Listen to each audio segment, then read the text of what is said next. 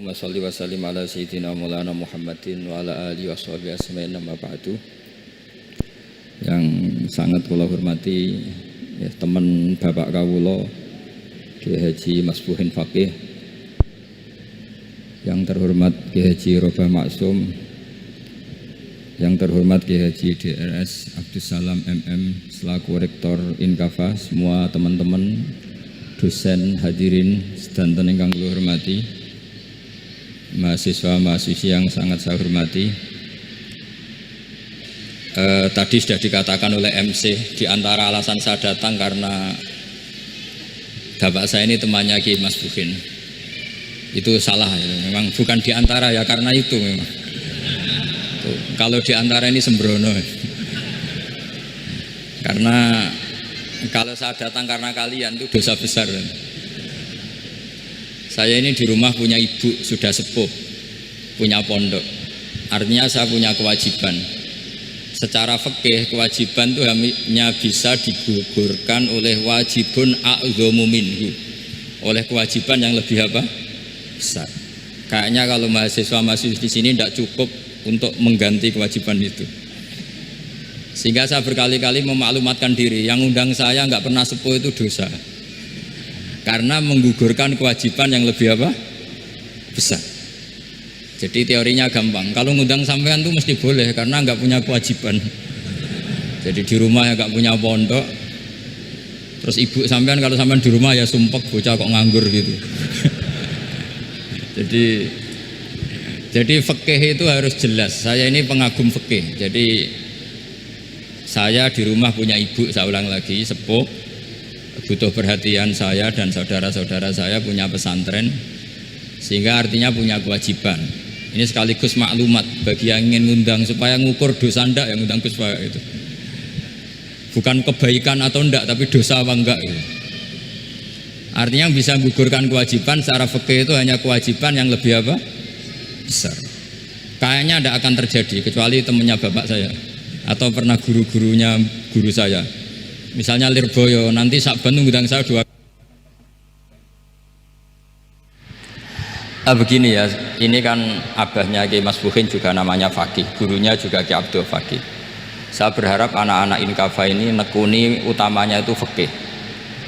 Fikih itu penting sekali. Kata Sayyid Ali yang Shahibu Simtud Durar itu, wabihi qiwamus syariah, yang bisa mengawal syariat itu hanya fikih. Fikih itu ya kalau yang paling gampang tentu kita misalnya punya Fathul Qorib, Fathul Mu'in, Fathul Wahab. Tapi yang faham betul, mesti faham itu ngelotok setengah hafal. Jangan bawa kitabnya tok, sementing sekian semester terus selesai. Itu sama-sama dosa, itu dosanya ya dosa, mahasiswanya juga dosa. Karena sudah terlanjur sarjana agama, ternyata nggak bisa, itu kan mendingan tidak sarjana agama. Itu saya tak cerita sama Kiai Robah, itu ada fatwa kiai juga wali. Suatu saat ada penyanyi dangdut top terkenal di Indonesia itu nyanyi dangdut, ya penyanyi ya dai, entah itu hakikat entah majas tidak tahu. Itu kiai itu fatwanya lucu. Kalau kamu datangi dia pas main dangdut masih saya beri izin, tapi kalau datangi dia pas pengajian itu tak larang kata. Kan santrinya jadi eskal, ini pas pengajian dilarang, pas dangdutan kok malah dapat izin. Tapi bukan berarti halal ya, dapat izin. Dapat izin kan potensinya bisa karena dilarang lah ya tetap belerot. Terus suatu saat si santri ini setengah wali, tidak wali tapi setengah. Lama-lama itu memahami gurunya, ternyata sirinya begini. Kalau seorang penyanyi yang tidak pernah ngaji kemudian ngomong agama, itu potensinya itu fadallu wa adallu, sesat dan menyesatkan. Tapi kalau dia sedang nyanyi dangdut, penyanyinya cowok loh, sama jangan bayangkan dangdut putri, enggak itu cowok sudah tua lagi. Jadi potensi halalnya ada lah maksudnya untuk, tapi tidak alat musiknya, orangnya. Tapi kalau dia nyanyi itu paling dosanya hanya nyanyi. Saya ulang lagi, murid tadi akhirnya paham kalau datangi pengajian itu artinya ikrar kalau dia seorang dai atau seorang yang layak ngomong apa? Agama. Itu lebih bahaya karena kita santri, apalagi kita doktor atau MM, terus ngekrori orang yang nggak jelas asal usulnya. Tapi kalau nyanyi kan nyanyi saja, sehingga itu menjadi fikih. Bahaya terbesar dalam fikih adalah apa? Mengkaji fikih tidak dari ahlinya. Ya seorang lagi ya, mengkaji fikih tidak dari apa? Ahlinya. Nah kenapa demikian? Begini, saya beri contoh. Ilmu fikih itu tentu pertama dari Rasulullah SAW, kemudian bersanad sampai kita atau kita sampai Rasulullah. Itu ngalami sekian ijtihad yang tidak mudah. Saya beri sekian contoh. Dulu Imam Syafi'i itu sukanya sama guru yang miskin, ya, karena rata-rata santri juga miskin, jadi mesti ngidolakan guru yang miskin, karena sesama miskinnya harus berkoalisi. Tapi akhirnya gurunya Imam Syafi'i itu miskin sekali, namanya Muslim bin Khalid Az-Zanji itu miskin, Sufyan As-Sauri miskin, Sufyan bin Uyainah miskin. Setelah ngaji di Medina itu Imam Malik itu kaya, pas itu Imam Malik sudah kaya. Setiap ketemu Imam Syafi'i dikasih uang, sampai ketika Imam Malik itu bilang, kamu sudah alim, ilmu saya sudah habis, kamu ngaji sama yang lain. Sama siapa? Kata Imam Malik, orang yang sealim saya sudah meninggal, namanya Abu Hanifah, tapi dia punya murid namanya Muhammad bin Hasan Asy-Syaibani, kamu ke sana. Terus Imam Malik datang ke Baki. Dulu Baki itu pasar rental, ya Grab lah kira-kira sekarang itu. Mengumumkan siapa kafilah yang mau ke Irak. Kita ya Imam Malik, dibayari sama Imam Malik, ini yang antar ke Irak, ke Muhammad bin Hasan Asy-Syaibani. Imam Malik mulai ngeper, guru saya yang miskin tidak pernah nyangoni, guru-guru saya yang kaya sering nyangoni. Mulai memasalahkan kiai miskin gitu, kira-kira seperti itu, mulai masalah gitu. Setelah datang ke Irak di Muhammad bin Hasan Asy-Syaibani itu si Muhammad bin Hasan Asy-Syaibani itu kalau ngitung uang itu di meja tamu. Jadi punya emas lantaan, punya uang, kira-kira kalau Indonesia punya rupiah, punya dolar, dihitung itu di ruang tamu. Kata Imam Syafi'i, saya dengan Imam Malik saja nggak serik, ini lebih kedonyan lagi kiai. Ngitung uang itu di ruang tamu. Terus akhirnya si Muhammad bin Hasan Asy-Syaibani ini ahlul usul, dia pakar usul. Kamu heran sama saya? Iya, kiai kok kedonyan, dia ngomong ya. Tapi kata Muhammad bin Hasan Asy-Syaibani, kalau kiai tidak boleh kaya, itu tak kayak wong fasik, ben gue demenan, gue mabuk. Oh jangan, nanti dipakai maksiat. Tengjenengan mawon kersane digetokan, berarti kiai oleh sugih, pun angsal-angsal. Semenjak itu jadi satu fikih bagi Imam Syafi'i. Ternyata kalau mengharamkan kiai sugih berarti membolehkan yang fasik sugih. Kalau yang fasik sugih bisa dipakai i'anah alal maksiat. Semenjak itu mindset pikiran Imam Syafi'i rubah. Saking rubahnya sampai beliau berpendapat orang bisa beli Alphard kok beli carry itu haram. Bisa jadi bupati kayak Pak Roba kok jadi RT haram. Pokoknya gitu. Bisa keren Kak Gus Bak kok jadi orang pendengar haram. Pokoknya haram terus. Karena dalil beliau al-Islam ya'lu wala yula'ala.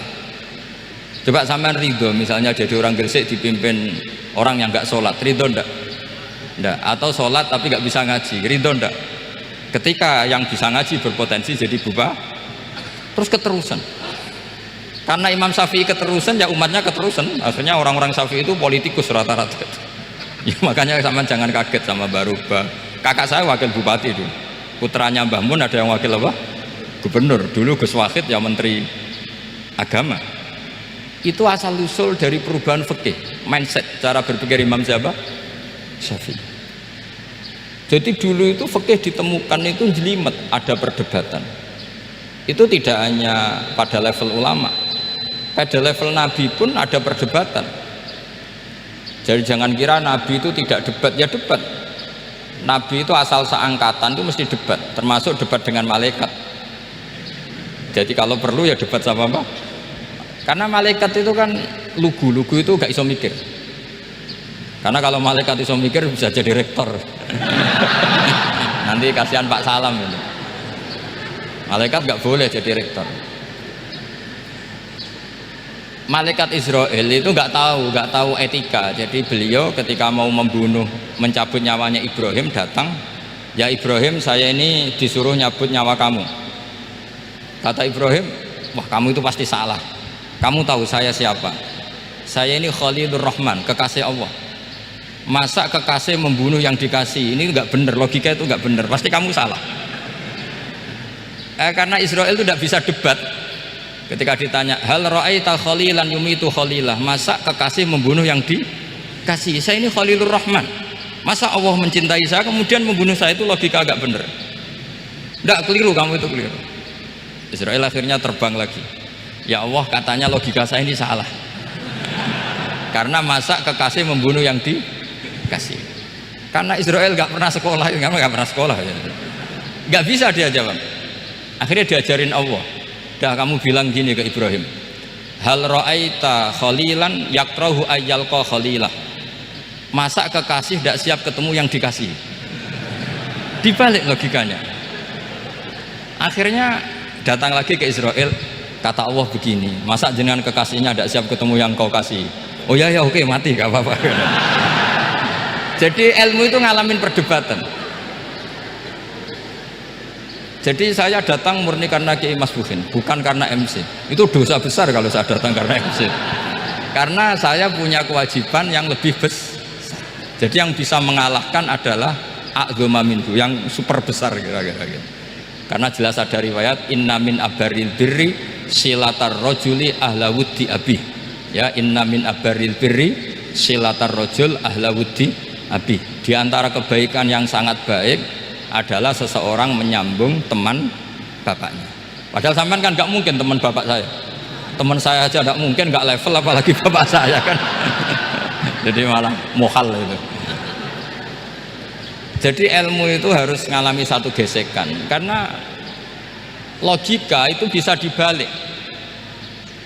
Nah, karena ilmu itu mengalami satu gesekan, satu logika yang bisa kayak iya kayak enggak, sehingga jargon di dunia ijtihad itu begini, ra'yuna shawabun yahtamilul khata' wa ra'yuka khata'un yahtamilus shawab. Pendapat saya benar tapi mungkin salah, tapi pendapat kamu taruhannya salah dulu tapi ya mungkin benar. Jadi mustahid, kalau kata mustahid itu lucu ngomongnya, itu ra'yuna shawabun yahtamilul khata', pendapat saya tarifnya benar dulu tapi ya mungkin salah. Kalau pendapat kamu salah tapi ya mungkin benar, atau mungkin bisa salah, ya tidak tahu, pokoknya mungkin benar. Nah, kenapa demikian? Begini, di luar masalah tauhid, seorang lagi di luar masalah tauhid itu tentu ada masalah-masalah yang sifatnya ijtihadiyah. Ya, saya ulang lagi, yang sifatnya apa? Ijtihadiyah. Dan ijtihadiyah ini nggak pernah selesai, karena muqtadul hal, konteks kesejarahan maupun konteks kesempatan itu tidak sama. Dulu kiai-kiai itu ngaramkan dasi, ngaramkan celana, karena yang celananan, yang dasinan itu penjajah. Jika mantasabbaha biqaumin fahuwa minhu. Tapi lama-lama kiai-kiai itu ya pakai dasi, pakai celana. Ya karena dianggap sudah tidak mantasabbaha biqaumin fahuwa minhu. Ini ngalami pergeseran. Semua ijtihad itu ngalami pergeseran. Lalu pertanyaannya begini, lalu ijtihad apa Gus yang permanen? Yang permanen ya ijtihad dengan alatul ijtihad, dengan alat-alat apa? Ijtihad. Saya beri contoh misalnya begini.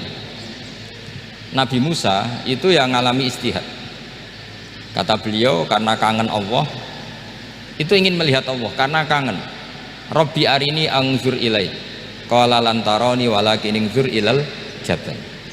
Ya sudah, namanya orang kangen ya ingin melihat, ya sudah gitu aja. Sehingga ahli ilmu kalam itu berdebat. Kalau kata ahli sunnah, karena Nabi Musa minta ingin melihat Allah, berarti melihat Allah itu jaiz, mungkin.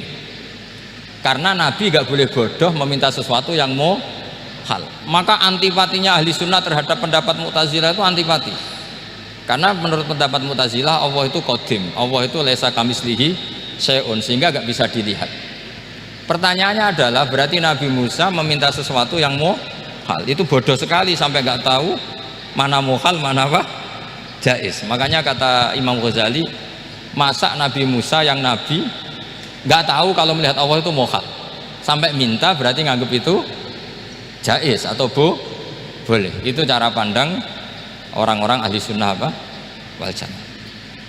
Tapi tetap saja sebagian ulama itu ya balelo, yang kayak Mu'tazilah itu ya balelo, cara berpikir pokoknya itu karena kangen, bukan karena mungkin atau tidak mungkin. Jadi nggak mungkinnya tetap tidak mungkin. Terus mereka dalil la tudrikul absar wa huwa yudrikul absar. Nah, sudut pandang ini akan terus. Ada seorang wali ditanya, kalau kamu di surga ingin melihat Allah apa enggak? Jawabnya enggak. Kenapa aja? Kasihan Allah. Terus kenapa aja? Unazzihu dzalikal jamala an nadhari misli. Saya tidak ridho Allah yang hebat, yang keren, kemudian sing delok di rumah aku wong gresik. Koyok gak ngergani pangeran. Sebenarnya sing delok Allah ben golongane Nabi Muhammad, Nabi Ibrahim, kowe ora usah ngilangi keren maksudnya itu. Jadi ada ulama itu jadi wali kalau sholat itu karena di soft belakang, tapi jangan ditiru. Itu kan gak lazim ya, lazimnya kan afdhalus sufuf as-saful awal. Ketika ditanya kenapa kamu kalau sholat di belakang, cek GR koyok wani suwan pangeran gue ngarep, aku sungkan dadi gue gurih lagi. Kalau sampean kan karena males, bukan karena sungkan. Jadi itu artinya rasa ya. Makanya nggak bisa, nggak ada ijtihad itu tidak mungkin karena perasaannya orang itu beda-beda. Itu Sayyid Abdul Al-Haddad itu kalau ngendikan masyhur, man da'a li dzalimin bil baqa faqad ahabba yusawwah fi ardi. Orang yang mendoakan orang fasik masih hidup, gak mati-mati, itu berarti suka kalau Allah dimaksiati di buminya. Wong fasik kelakuannya rak maksiat, nak mbok dongakno mari, itu berarti kamu ingin Allah didurakani terus menerus karena si fasik masih hidup. Tapi kalau Abdul Hasan As-Sadili cara ngendikan gini, kalimatnya persis. Man ahabba alla yusawwahu fi ardi faqad ahabba alla tadhharu maghfiratuh. Orang yang ingin dunia ini steril gak ada maksiat, maka sama saja berkeinginan tidak melihat luasnya maghfirahnya Allah. Sama-sama wali besar, tapi cara pandang hubungannya dengan Allah seperti itu. Jadi mau tidak mau, istihad itu mau tidak mau. Makanya tidak usah dipertentangkan misalnya cara berpakaian, cara apa, yang penting sesuai aturan Islam ya sudah. Karena ini urusan rasa. Urusan apa? Rasa. Itu Syekh Hasan Basri itu sering jagongan sama Robiah Hadawiyah. Itu secara fikih salah. Tapi pas itu ulama fikih ditanya, kenapa Anda tidak komentar terhadap dua wali besar yang sering ketemu? Andaikan semua santri seperti itu akan saya halalkan, kata. Karena nggak mungkin punya nafsu. Sehingga fikih dulu memang masih asli. Kamu lihat di takrib misalnya, lelaki melihat perempuan itu nggak boleh kecuali sekian alasan. Termasuk boleh itu litaklim karena mengajar, atau lil muamalah. Lah ini yang mulai masalah. Ada warung kopi, penjaganya cantik, santri-santri ngopi, ini lil muamalah kan kasus ya. Mau disalahkan pada takbirnya, mau dibenarkan ini jelas fasik kan, jelas fasik. Maksudnya sudah fasik sebelum itu ditambah itu, jadi fasiknya permanen. Nah pertanyaannya adalah, kalau kamu ngajar mbak-mbak kemudian hafal yang cantik yang enggak, itu taklim lin nazar apa nazar li taklim? Itu taklim apa modus? Makanya kalau ngopi cari bakul yang cantik, itu muamalah untuk nazar apa nazar untuk muamalah? Loh, kalau saya ngopi dengan kiroba pasti halal. Karena begini, berjalan saja bareng capek, nggak tahu itu warungnya siapa, terus berhenti ngopi, kebetulan bakule cantik. Nah itu mungkin halal karena kan saya tidak milih-milih, ingin ngopi kebetulan bakulnya cantik. Kalau kamu kan nggak apal daftarnya, wah itu mesti haram itu mesti haram itu. Karena berarti kan kamu menjadikan ngopi ini modus. Gue jagani nak takok pangeran, lo kok nazar muamalah Gusti muamalah. Itu mesti modus. Maka fikih itu harus dikawal oleh tasawuf. Kalau ndak, semua hukum fikih bisa diakalin. Makanya Imam Bukhari punya satu bab namanya Kitabul Khiyal, bab mengkhilaf fikih. Beliau itu antinya sama Abu Hanifah itu luar biasa. Nggak ada ulama dibenci Imam Bukhari kayak Abu Hanifah. Masyhur itu. Untungnya beliau nggak menangi Abu Hanifah. Kalau menangi geger terus ya. Bisa bahsul masail terus ya. Itu Abu Hanifah itu ulama yang suka khilah. Khilah itu ngerekayasa hukum. Misalnya begini, saya ini puasa agak lemes, ujian agak lemes, apalagi kiai serapati di duit, santri beling-beling lemes ya. Apa mangan itu kan, wah poso-poso kok mangan kan gak keren. Supaya saya bisa makan dan halal, saya bisa ngajak Kiai Robai ya jalan-jalan, jalan-jalan nyari yang jarak 2 marhalah, ya sudah, terus bisa makan. Kalau ditanya Allah kok makan, musafir. Jadi bolehkah insya'us safar menciptakan pergi demi untuk supaya boleh iftar? Boleh enggak cara jenengan? Coba kok enggak boleh, alasannya apa? Kan pergi. Perginya juga enggak maksiat. Itu khilaf. Tapi Sayyid Muhammad, Abu Ya Sayyid Muhammad, Muhammad bin Alawi, Sayyid Muhammad itu membela Abu Hanifah. Artinya membela jangan semua khilaf itu diharamkan. Karena itu cara, saya ulang lagi, karena itu cara untuk mengawal bahwa hukum Allah itu luas. Karena kalau nggak ada khilaf itu ya kita kesulitan. Kita kesulitan. Misalnya begini, ini penjelasannya, makanya kita harus sering mendengar. Saya itu dulu masih sangat fikih itu protes, kenapa ada poluan polisi wanita? Itu kan pekerjaan cowok ya, pekerjaan pria. Tapi setelah mendapat penjelasan dari polisi itu alasannya masuk akal, Gus.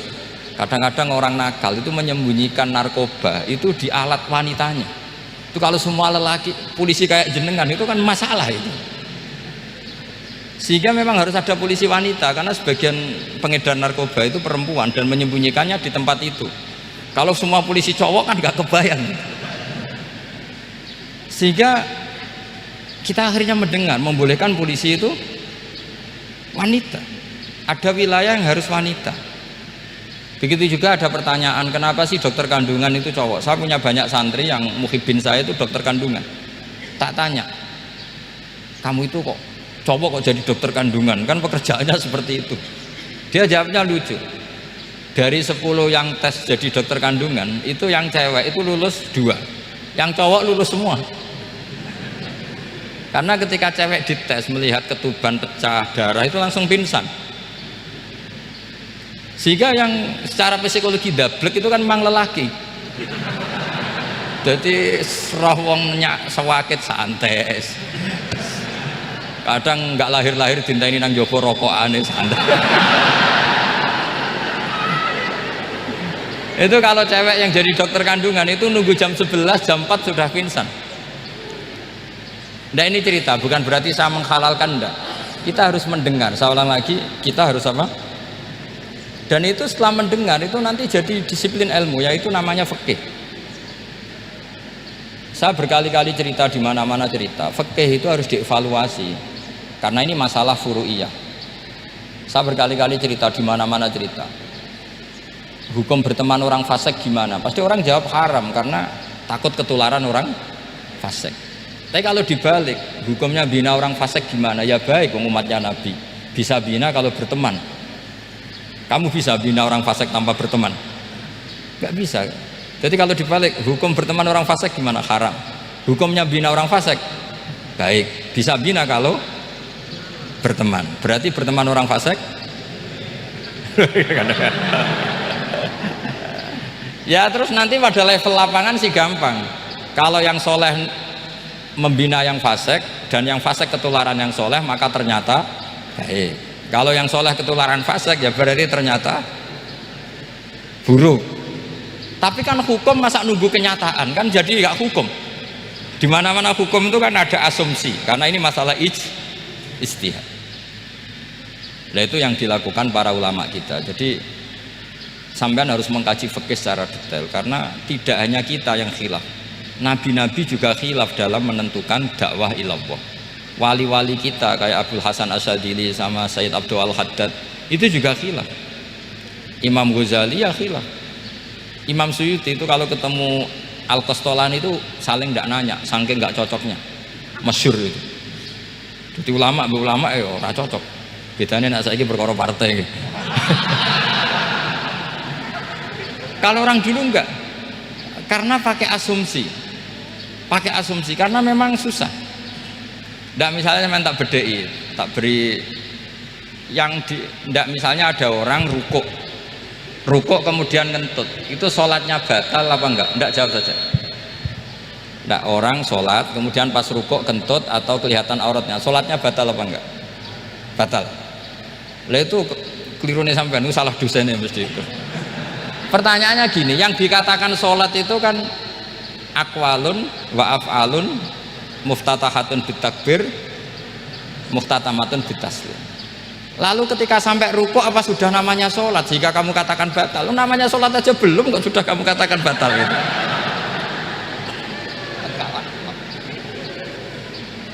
Iya kan? Jadi kalau aku mau sholat pas rukuk ngetut batal atau ora? Mestinya jawaban yang benar, ya ora sholat jadinya gitu. Karena kalau dikatakan sholat definisinya harus sampai salah. Tapi kan kita nggak mungkin ngomong seperti itu, kan dianggap majnun. Padahal itu yang benar, yang punya kecerdasan. Nah makanya pertanyaannya, fikih itu ngikuti bahasa awam apa bahasa istilah? Kalau ngikuti bahasa awam ya kayak tadi, sholat kok pas rukuk kentut maka batal. Sebenarnya yang batal itu sholatnya apa rukuknya? Nah makanya terjadi perdebatan. Kalau yang pakar-pakar usuli itu salah istilah itu nggak mau. Saya ulang lagi, kalau pakar-pakar usuli itu salah istilah itu nggak mau. Terus misalnya tak beri contoh lagi, kalau imam itu sudah salam pertama itu yang rukun kan salam pertama, berarti setelah salam pertama imam sudah keluar dari sholat apa belum? Sudah kan? Yakin? Ya sudah. Sekarang sampai tak bedai. Lalu makmum itu kesunatan langsung berdiri apa nunggu imam salam kedua? Enggak, jawab saja. Nunggu salam kedua kan? Dan itu kriminalnya sampai Anda harus begitu itu. Kriminalnya begini, berarti Anda membolehkan makmum bergantung sama orang yang sudah tidak sholat. Kata kamu setelah salam pertama dia sudah tidak sholat, berarti kamu menginstruksikan makmum berhubungan dengan orang yang sudah tidak sholat, karena sudah keluar dari sholat ketika salam pertama. Kalau kamu didebat gitu gimana jawabnya? Pusing kan? Berarti robtul makmum bisolatiman sing wis laisa fi sholatin, berarti menggantungkan sholat sama orang yang sebetulnya sudah tidak sholat. Ada yang jawab, sebagian ulama fikih tetap disunatkan menunggu salam kedua, karena salam kedua itu masih paket meskipun tidak rukun, dia paketnya selesai. Tapi selalu pertanyaannya gini, lalu setelah salam pertama itu imam masih sholat gak? Udah sama pernah dijawab tuh. Nah ini pentingnya bodoh gak mikir. Jadi makanya bodoh itu barokah karena gak mikir. Jadi soalnya Rabbana ma khalaqta hadza apa batila. Sing bodoh ya barokah, sing pinter ya barokah. Sira barokah maksiat. Ora ono barokah blas. Maka kan fikih itu seperti itu. Jadi ada disiplin, di situ ada disiplin ilmu. Yang kadang kita tidak cocok. Makanya Imam Syafi'i sendiri ngendikan, kadang beliau dengan gurunya, dengan Imam Malik sampai ngarang ikhtilafu Malik. Beliau punya data yang beliau itu sedang nggak sama dengan gurunya, yaitu Imam siapa? Malik. Karena mindsetnya itu beda. Tidak sampai misalnya saya tanya, sholat itu harus menghadap kemana? Tidak, jawab saja. Kiblat kan? Ukurannya apa coba? Namanya madhep. Wajah apa dada? Imam Syafi'i milihnya dada. Sekarang praktekkan dalam dialog keseharian. Saya jagungan sama Kiai Robah seperti ini, terus wajah saya begini, madep gak? Nah itu masalah. Terus pertanyaannya, madep dengan dada itu fi sholat apa fil qiyam?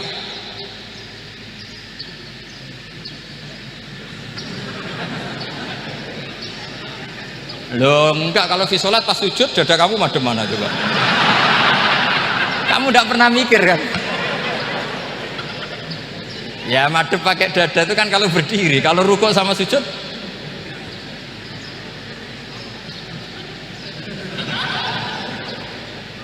loh itu ulama itu jelimet gitu. Makanya jarang yang menekuni profesi ulama itu. Menekuni proposal banyak karena memang susah. Jadi ulama itu orang yang cara berpikir sudah aneh. Sehingga mereka detail. Maksudnya menghadap itu apa ukurannya? Ukurannya kalau berdiri ya dada, tapi nggak bisa kamu katakan at-tawajjuh bisodri aturan dalam sholat, fikuli sholat. Pertanyaannya lah kalau rukuk sama sujud dadanya menghadap kemana coba? Maka itu ilmu yang sudah jelimet. Nah ulama usul fikih, ulama yang nggak mau salah per detail hukum. Sehingga menurut Imam Rafi'i, misalnya kalau beliau ditanya sujud itu gimana ya, asal wat ujabha ya sujud.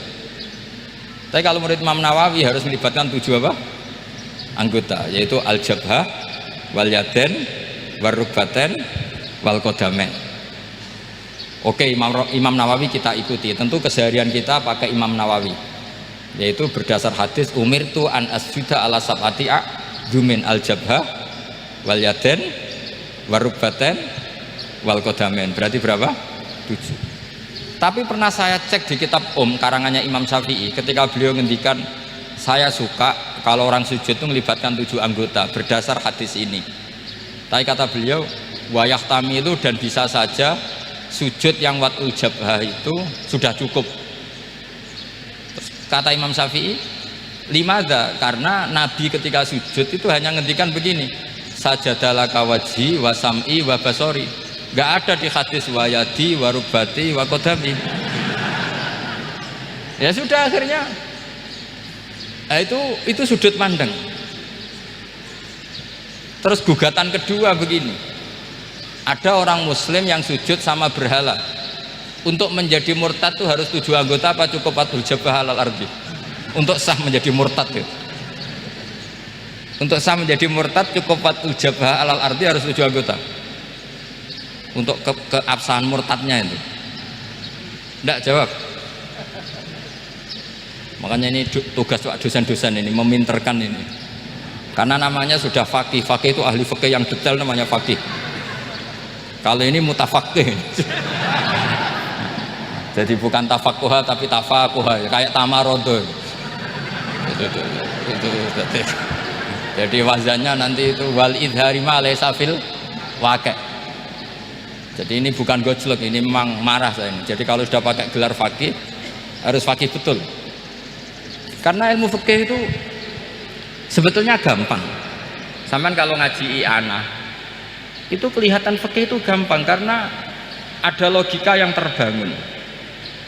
Misalnya begini, orang kalau tawaf itu disuruh agak jauh dari Ka'bah. Jangan sampai nginjak sadarwan. Karena sadarwan itu pondasi itu ikut Ka'bah. Kenapa begitu? Ya jenenge ra muteri Ka'bah, ide-ide Ka'bah. Jadi sebenarnya sederhana logikanya. Sing jenenge muter itu di luar itu kita muter. Lah kalau nginjak pondasinya namanya gak muteri Ka'bah tapi ide-ide Ka'bah. Ya jadi sederhana sebetulnya, ya masuk akal. Jadi fikih itu nggak ada yang iskal, sebetulnya masuk akal. Tapi karena kita nekuni itu tidak serius, maka terus jadi paradok. Saya beri contoh lagi, ini sebagai penghormatan saya sama Kiai Mas Bukin, karena ini sudah namanya fakih. Kalau ada ayam jago ditabrak truk terus kejet-kejet, andaikan dibiarkan pun mesti mati karena gerakannya sudah harokatul madbuh. Terus kamu sembelih, itu halal apa enggak? Enggak jawab, ayam jago loh. Kalau kamu katakan halal, dia sudah tidak punya hayatun mustaqirroh, kehidupan yang permanen. Andai kan kamu biarkan pun 1 menit lagi meninggal. Kejet-kejet kan mau prosedur saja, maksudnya pantasnya mati yo kejet-kejet sih, tapi sebetulnya sudah pasti mati. Maka ini ada 2 ulama. Kalau kata Imam Malik tetap namanya halal karena ruhnya masih di situ, sehingga ketika kita nyembelih ya nyembelih hewan yang hidup.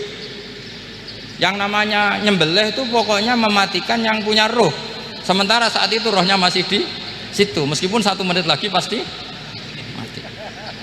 Tapi kalau mazhab Syafi'i enggak, ini sudah harokatul mazbuh, tidak punya hayatun mustaqir. Sehingga dalam perdebatan ulama fikih itu lucu, kadang ya gampang mangkel no. Misalnya begini, kalau ada anak lahir tidak ada amaratul hayat, nggak nangis, nggak bernafas, sunat disolati apa enggak? Siktun sing layas tahilu walayas, langsung lahir langsung mati, nggak ada amaratul hayat. Rata mikir tuh, itu tidak wajib disolati. Alasannya ya kan memang sholat alal mayit kan tidak pernah hidup. Di mana-mana mayit itu setelah hidup mati, ini kan tidak pernah hidup. Namanya ya qit'atul lahmin, ya potongan daging itu aja enggak. Jadi kadang fikih diwaca tenan jebule mangkel no. Terus ketika di kitab Minhajut Thalibin itu, kalau kamu keluar mani itu wajib mandi enggak? Wajib kan? Kalau keluar mani inzal itu kan wajib mandi. Nah, kenapa nifas atau wiladah keluar bayi, kenapa ibu-ibu kalau keluar bayi wajib mandi? Alasannya lucu, li'annal walad maniyun pun akidun, ini kan wis mani cuma mengkristal. Jadi kadang pakai mangkel loh, apa ya kok sembrono gitu, masuk wajib mandi wiladah itu karena apa? Li'annal walad maniyun mun akidun, ini kok mani sing wis mengkristal, mani sing wis jelalatan lah, lahir nuangis macam-macam. Jadi ternyata karena kenapa fikih butuh alasan, nyari hadis tentang keluar anak mandi itu nggak ada yang sorry, yang ada adalah tentang inzal, innamal ma' minal. Akhirnya dicari-cari, ternyata walad itu maniyun munakid. Nah ini problem fikih.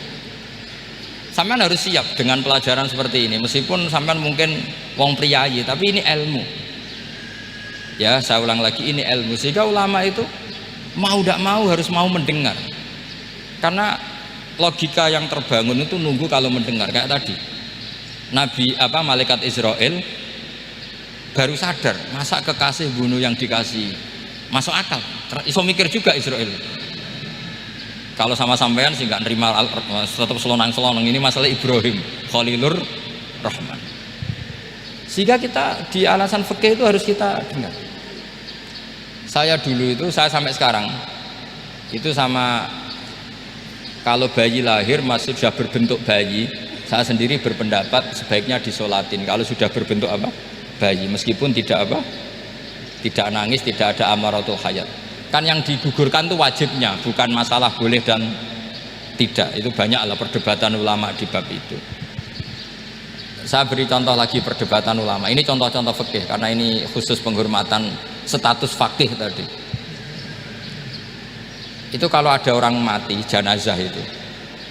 Jenazah itu kalau sholat, itu kan umumnya jenazah di depan, kita nyolati di belakang.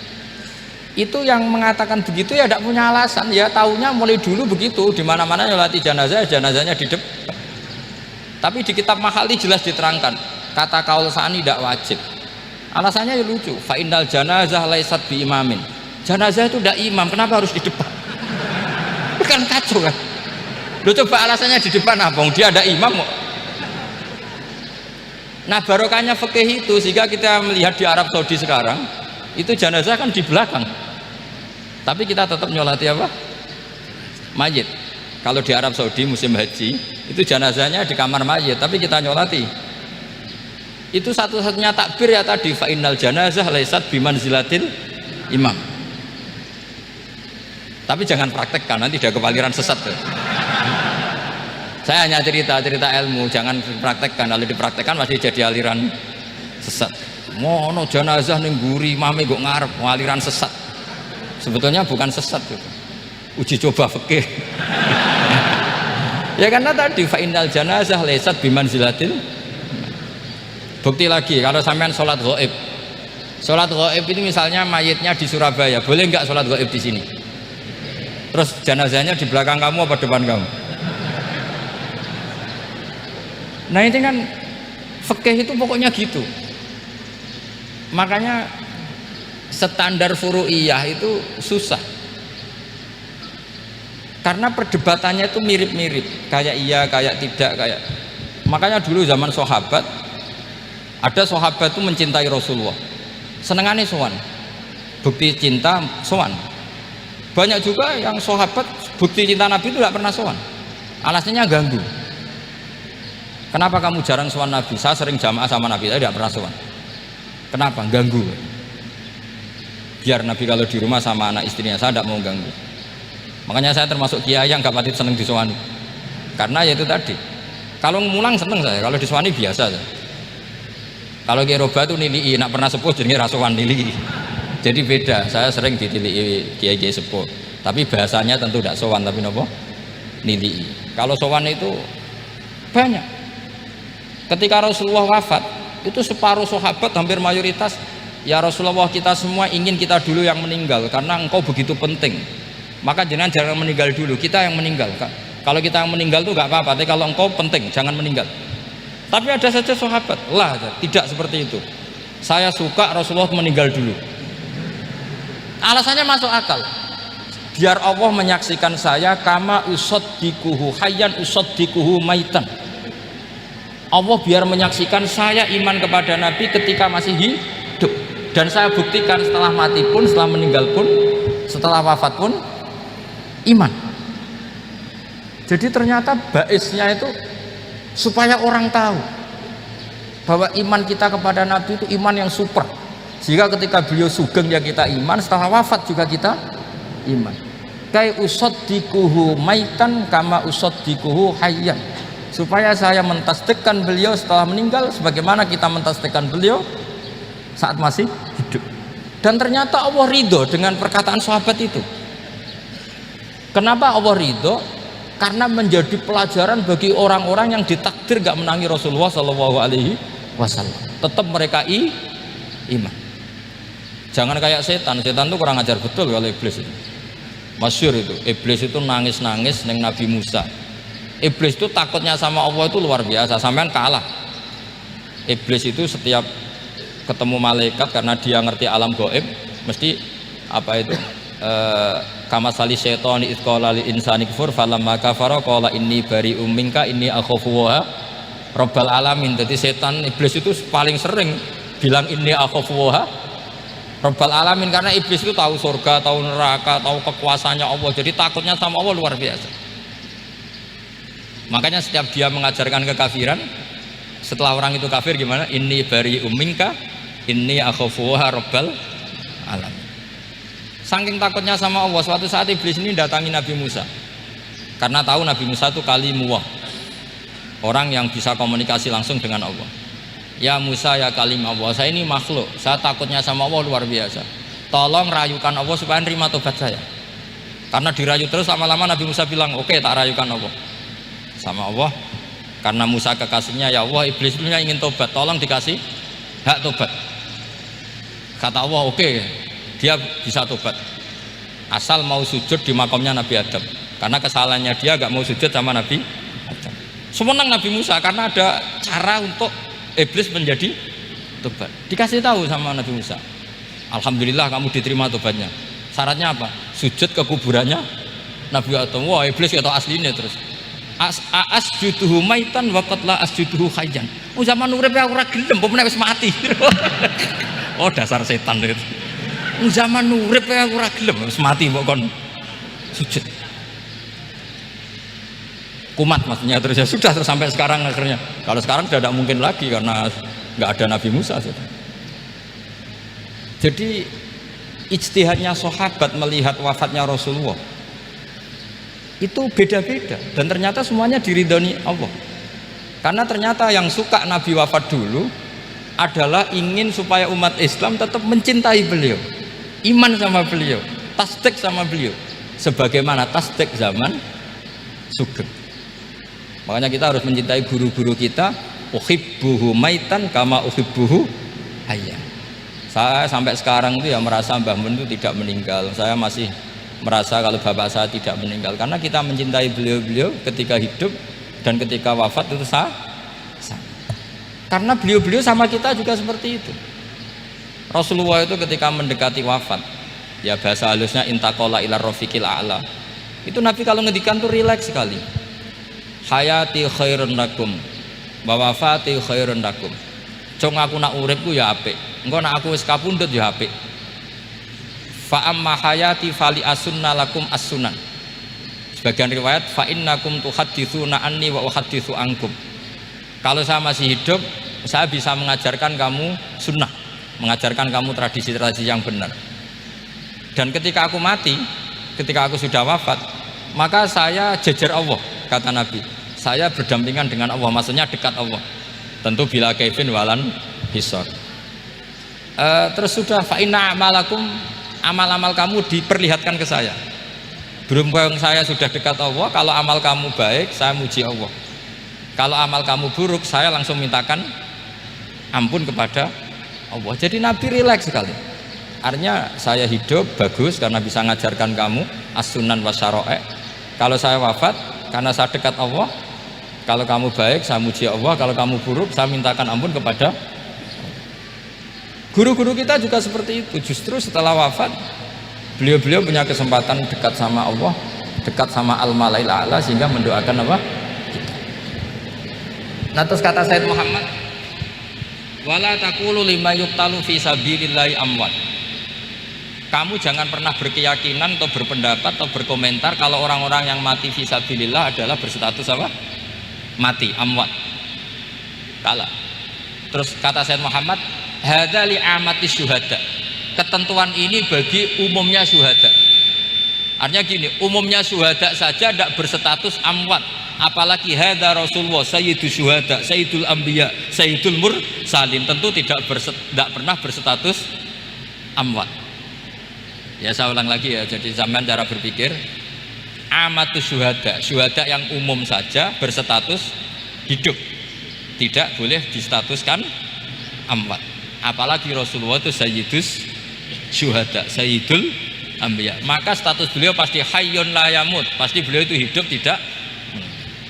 Dan karena beliau itu asfaq, sangat sayang kepada kita, sebagaimana zaman beliau hidup itu sayang kepada kita sampai nangis-nangis minta hak syafaat, maka setelah meninggalkan pun beliau pasti sayang kita dan pasti berusaha supaya kita diampuni oleh Allah Subhanahu wa ta'ala. Sehingga ada sahabat yang tadi berpendapat, kalau saya nggak masalah Nabi wafat dulu, supaya Allah menyaksikan saya usaddiquhu maitan kama usaddiquhu hayyan. Jadi ini cerita ya, cerita sudut-sudut pandang. Jadi saya mohon kalau mengkaji fikih itu harus detail, minimal takrib itu setengah hafal, supaya konstruksi ilmu itu utuh. Ya sama lagi konstruksi ilmu itu, karena ilmu itu mesti ada yang apa ya, ya rodok setengah salah itu, tapi disalahno ora kena. Ndak sampean tak bedheki, nak pancen bener langsung tak angkat jadi rektor. Nak bener tapi. Coba rukun sholat pertama itu apa coba? Rukun sholat pertama. Niat. Niat sama berdiri dulu mana? Ayo niat dulu baru berdiri, apa berdiri dulu baru niat? Berarti niat sama berdiri dulu mana? Rubah kan? Artinya kita mau bilang tartib urutannya niat, berdiri, takbir, gak bisa. Yang dikatakan niat itu apa? Qasdus syai' muqtaronan bifi'lihi. Berarti niat sama takbir harus bareng apa urutan? Bareng. Terus dengan qiyamnya urutan apa bareng? Bareng apa urutan? Loh enggak, kalau urutan berarti takbir dulu, duduk, baru berdiri. Nah maka seperti ini itu mau tidak mau kita salah, dikatakan tartib ya salah, dikatakan serentak ya salah. Cuma karena kita bodoh, gak tahu mikir itu, alhamdulillah kan di situ itu. Lo coba niat sholat loh, niat takbir qiyam dulu mana? Niat takbir qiyam dulu mana tuh? Dulu qiyam. Nggak ada kitab yang mengatakan arkanus sholat awaluha. Oh dianggap kitab kriminal maksudnya. Makanya ngendikane ulama-ulama di sarah-sarah, mau tidak mau sebagian istilah itu tasamuh itu wis digawe gampang ngono kok repot. Karena kita tidak bisa detailnya. Coba misalnya puasa Ramadan itu wajib apa? Tabyitun niat, nginepno niat. Sing darani nginep itu umure lama apa enggak? Lama kan? Sekarang sebelum 2 menit kamu baru niat, sah apa enggak? Sah. Itu sempat nginep apa enggak 2 menit itu? Enggak sempat kan? Jadi ilmu itu, makanya kata ulama-ulama, pokoknya ilmu itu mesti ono unsur tasamuh. Tasamuh itu ya tiga gampang. Apa? Tiga gampang. Misalnya Imam Syafi'i berpendapat mashu ba'dir roksi. Itu kata beliau walau sya'rotan fi hadir roksi. Meskipun satu rambut asal masih di wilayah kepala. Tapi kalau rambut itu dikeliwir, dibasuh di sini enggak sah. Karena sudah keluar dari batas apa? Kepala. Imam Syafi'i cara berpikir kan ya ngene iki jenenge basuh sirah. Tapi cara Abu Hanifah enggak. Ya enggak, yang namanya megang kepala itu ya minimal 1/4 lah. Masa gitu dikatakan megah. Lalu ulama usul fikih itu berdebat. Sesuatu itu sesuai masodaknya. Masodak itu yasduku alaihi kadza, yaitu ini tadi saya cerita ke Ibu Khin tentang ngaji Jamul Jawame. Ini ilmu yang di Jamul Jawame. Sesuatu itu ukurannya mayasduku alaihi kadza apa dengan takrif definisi. Misalnya gini, sholat itu batal dengan makan. Kalau kamu sholat makan batal enggak? Enggak, jawab saja. Batal. Itu satu upo apa satu piring? Enggak, jawab saja. Satu upo sudah batal. Sekarang bab makan di ngurmat tamu. Cung tamuku kaimangan. Iku sak upo apa sak piring? Lah ini kan tidak fair, di bab tamu makan satu piring tapi di bab sholat satu upo. Maka pertanyaannya, lalu penamaan sesuatu itu berdasar masodak mayasduku alaihi ismu kadza atau berdasar uruf?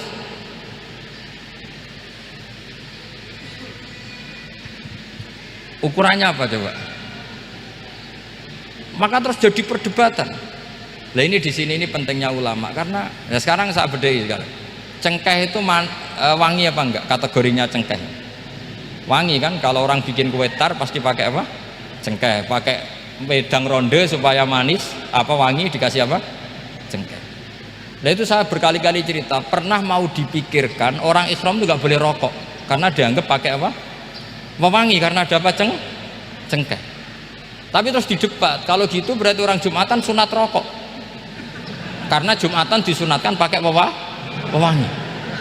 Wah itu kan akhirnya tuh, wah iya repot ya. Jadi kalau cengkeh kamu kategorikan pewangen, yang orang Islam nggak boleh rokok karena pakai cengkeh yang wangi, konsekuensinya orang Jumatan sunat rokok karena berarti di masjid pakai apa?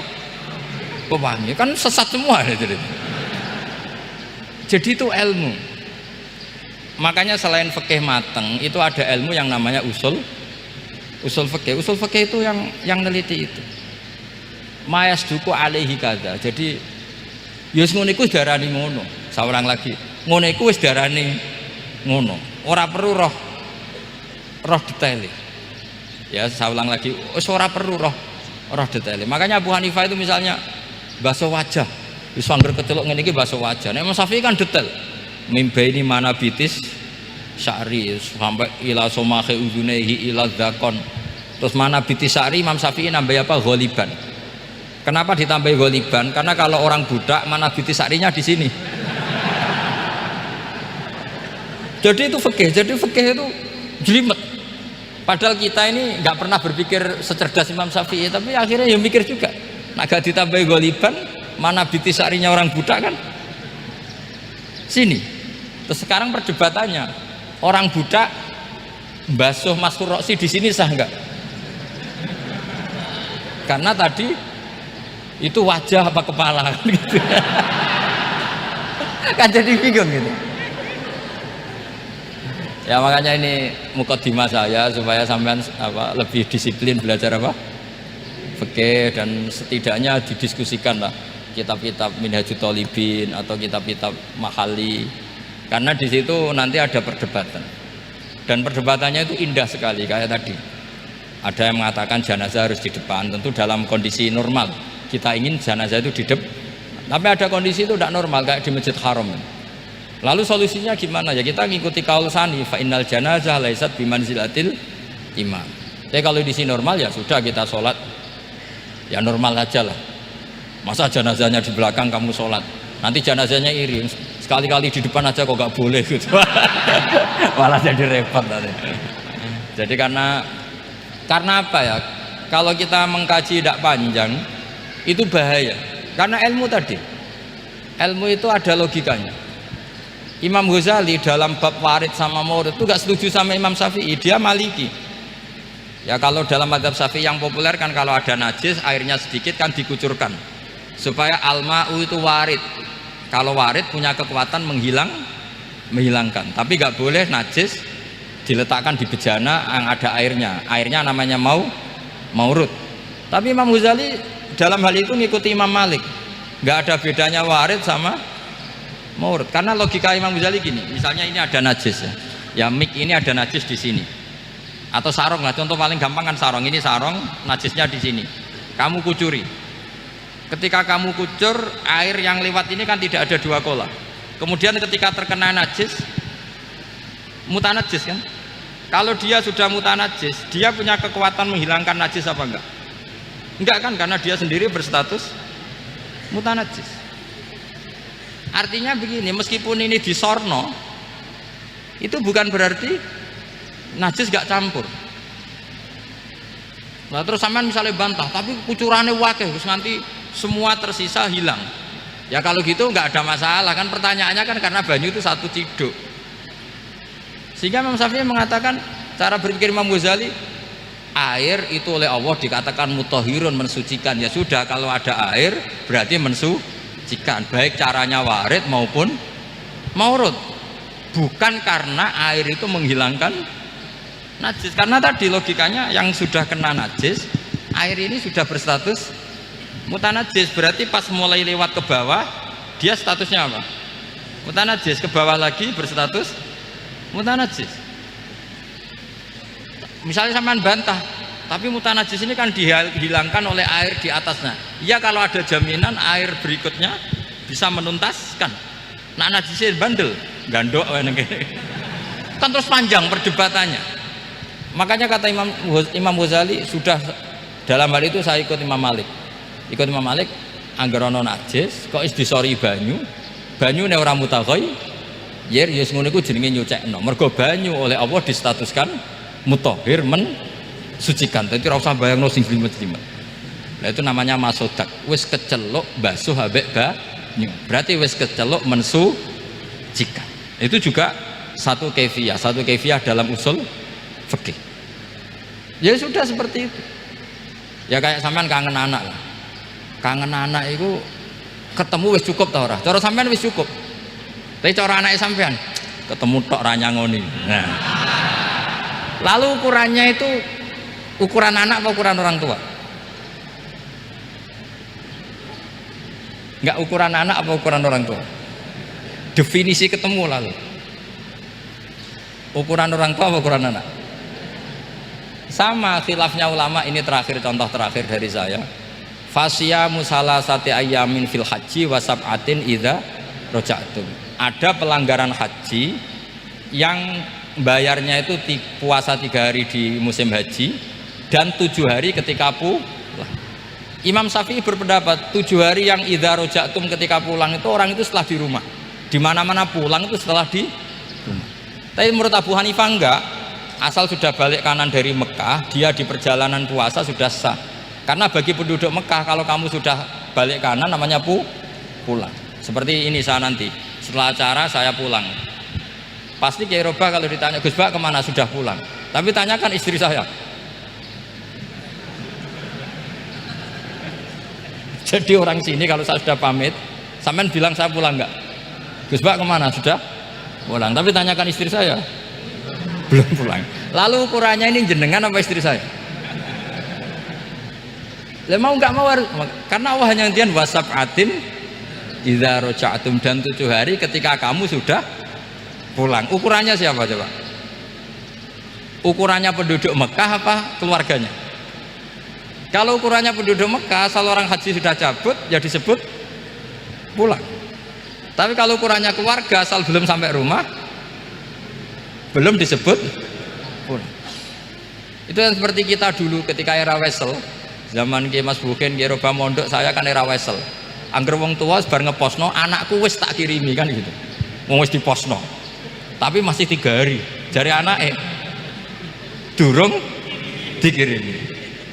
Bener mana coba? Ya kira-kira seperti itulah usul fikih. Saya mohon anak-anak Inkafa ini mengkaji itu. Dengan status fakih itu orang yang mutafannin, mutabakhir fil fikih. Itu baru disebut apa? Fakih. Kalau enggak namanya apa? Mutafakih. Jadi bukan fakih tapi berpura-pura apa? Berpura-pura ahli fikih. Ya, tentu sekolah ini bukan diciptakan untuk yang berpura-pura fikih, tapi memang benar-benar apa? Fakih. Ya, saya kira demikian. Mohon maaf. Assalamualaikum warahmatullahi wabarakatuh.